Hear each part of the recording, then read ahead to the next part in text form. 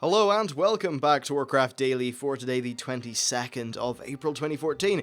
So in today's news we have various interesting things like LFR gear sets potentially being a thing. That's just some speculation, but don't worry, we'll get onto that in a minute. And then I'll just go over some of the highlights of the new Warlords of Draenor alpha patch. But first, before we get into the main video, I just want to say, today's other video came out at 3 AM last night. It's about the Tier 17 Warrior. It is freaking badass. So take a look at the channel and yeah, really cool set of armor. Anyway, let's get on to the day's news. So I was browsing MMO Champion and Wowhead, just looking at new models and various things like that, and I stumbled across a set that is labelled as being LFR male. And I thought, well that's interesting because generally the LFR gear was really a low item level, slightly different color version of normal, like, you know, your tier set. Same model, basically, but a recolor. However, this LFR male doesn't really appear to be like that. It's a little bit of a more simple set. It doesn't seem to be as extravagant as some of the Tier 17 that we've seen. It's definitely a bit more simple, but it's labelled as male LFR, and that leads me to think, is it possible that LFR is going to have its own separate few sets of gear that drop for people? And is that an actual possibility? I don't know. Blizzard have not made an announcement on it, and right after I noticed this and thought, I should really make a video on it, I looked through a whole bunch of the Blizzard Twitter accounts, and there's one tweet from Watcher, who said that he's not sure if they've announced anything about LFR, but that he has been working on a blog that will cover that subject, and much, much more. Basically, loot is something that we haven't heard a great deal about with Warlords. Some people think it's going to move to a more Diablo 3 system. People just aren't really sure. Honestly, I'm not sure. I don't know anyone who really knows apart from the folks over at Blizzard. But certainly an interesting idea. I suppose a lot of people have thought that really raid sets should be flex and above instead of being something you can get in LFR. Because it would, put a little bit more prestige or something like that back into that set. I guess that's what a lot of people think. But then, of course, there's a lot of people who just don't have time to commit to full-on raiding and gearing and all that, and they just want to do LFR.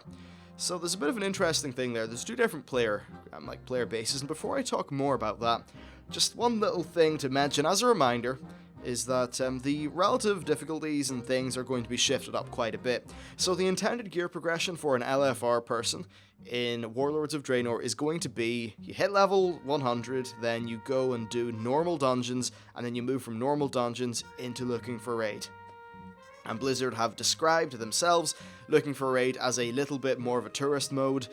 I don't know if that's really in just relation to what it should be in general, or if that specifically means it's going to be a little bit more, easier relative to now. We just don't know. We don't have any announcements on it yet, but I'm sure we will soon. Anyway, so that's the progression path for LFR.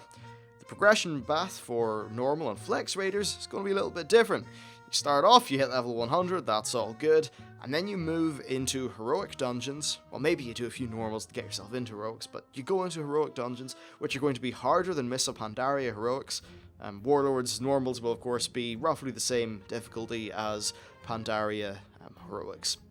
So that happens. Then the next place you move to is doing challenge modes, because when you complete a challenge mode dungeon, irregardless of your time, I think you get like this little chest or something which could have gear in it. It's basically a very easy way to do mythic dungeons. And then after that you can move into doing your your flexes and your normals and your mythic raids. Well, I guess normal, heroic and mythic raids. Which is fair enough. So what do we see through that system? Well, LFR is going to be quite different. Previously, in Mists, really, you would kind of nearly get ready for raiding through LFR in some cases. In Siege of Orgrimmar, you would be running LFR from the get-go, unless you had like a full TOT heroic set, but you'd be doing LFR because you wanted some of those amazing new siege trinkets. That's a thing that people did. And that doesn't seem like it's going to exist anymore. So the item level disparity and things like that should be a little bit... Things should be different. I think LFR will not be as important to the main kind of raiding population. So because of that, does Blizzard just want to make it so that your set pieces, or at least the armor designs of those set pieces, are going to be something that's locked off to heroic, heroic, mythic, and normal raiders only? I don't know. It's an interesting idea, I suppose. And I'm personally, like, I am all for making LFR gear blue, honestly. I'm one of those people who thinks that an epic should be an epic. There should be a little bit more effort going in there. And maybe the LFR gear could be, like, just as good, relatively, as it is now, but I think it should be blue. And I guess would some people think you should go a step further and just give LFR people a completely different set? I mean, it's crazy. It's different from what's currently going on. Okay, let's just finish off this topic by doing a little TLDR of what I think. So, the pros are that it does give a little bit more sort of prestige to the main raiding sets, which has its pluses and it has its negatives. I think everyone knows what both of them are. So, there's that.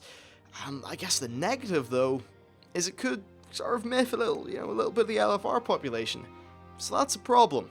Though I think that personally, overall, LFR gear should be blue. I don't particularly care if it's a new armor set or not. I'm actually fine with flexible and normal, slash, the warrior's equivalent being, of course, normal and heroic, having the kind of like the main color for the raid tier, and then maybe LFR having one of the less cool off colors, because maybe it's not as hard, not really as etc. So reward people for doing harder work by perhaps a slightly cooler bit of gear, but maybe still give the LFR people that base bit of gear. I think that would be fine, and maybe this would ruffle too many feathers.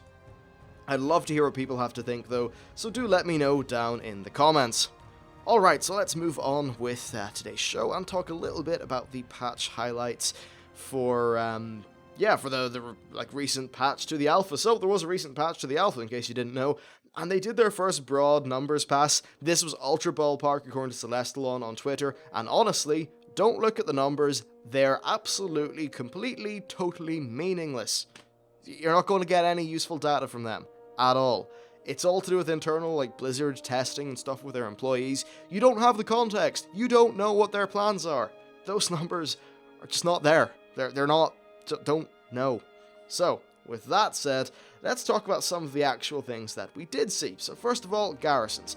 Well, they added a few different abilities to followers. We now have things like Tauren Lover, Troll Lover, Human Lover, Orc Lover, etc., and they just give you a little bit of a bonus to the loot you get when a follower, say if the follower is a Tauren lover, and they're running missions with Taurens, then the mission's going to go a bit better. That's fair enough. There are also some other ones, like, say, fishing, which allows that follower to be assigned to a building, and various things like that. The idea, though, of something like fishing being a thing that a follower comes with rather than being, like, learnt flat up, or straight up, whatever, is very interesting. Because it means that the importance and maybe rarity of some of these professional followers is going to be a little bit higher, and you might actually have to work. It's not like you can just get any old fucking GURP, the random follower, stick him into a jewel crafter, and maybe he'll be crap at the start, but in a week he'll be a good jewel crafter. No, that doesn't seem like it's going to be the case. You'll actually have to find a jewel crafting follower specifically. And that's okay, maybe they could put some quests in there where you go in your search for your jewel crafter and train someone up, something cool like that. I think this is probably the best way to do it, because if any follower could learn any profession, then it would all just be very homogenized, and the individuality of some of your followers would definitely be diminished. It's nice when everyone can have their own little thing that they can do, and that even boils down to followers. Okay, so next, there are also some different garrison abilities, which I thought was kind of interesting. One of them is called Hyperactive, which increases your chance of doing a mission, like, successfully that's shorter than 6 hours, so that was pretty cool. There was one called Scavenger, which increases your material gains from doing a mission, and then one called Advance XP, which increases your XP gain on a mission for all of your followers. Overall, that's kind of good stuff. And they also added a whole bunch of things, and various, like, phases for garrisons and mechanics. Then they also added some plans, like blueprints to build a barracks, a workshop, stables, various other buildings like that, which I think was fair enough. I guess it's all items we would expect to have. Okay, so next, bags and loot. This is actually pretty cool. So, first of all, they added a whole bunch of global strings. If you don't know what a global string is, a string is, what's the best way to, it's like a data structure thingy. I won't go too technical, but basically a string is a preset sentence. So, if I am programming in Java, just to give you a really simple example, I could make a string, I could call it test string, and I can make that test string equal hello, I am a test string. So whenever I was to say call that thing called test string, the computer could just print out, hello, I am a test string, because that's what its value is. That's what a string is. It's a sentence in the game, and various, things like that.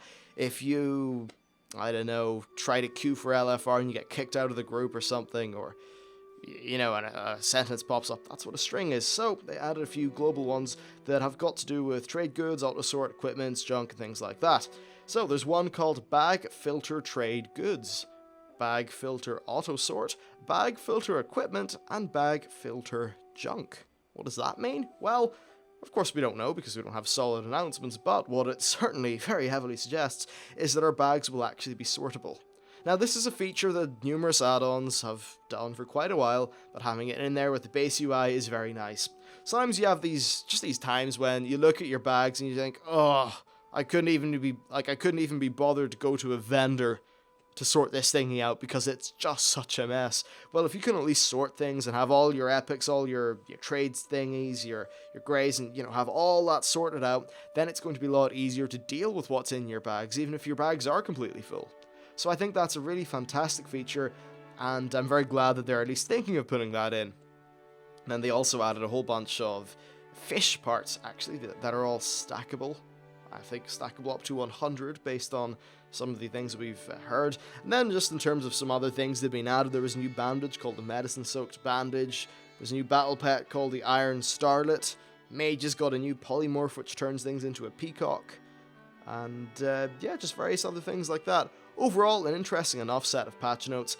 But the main thing that I'm actually excited about is just having that default stuff in there for bag space, because it would help so much.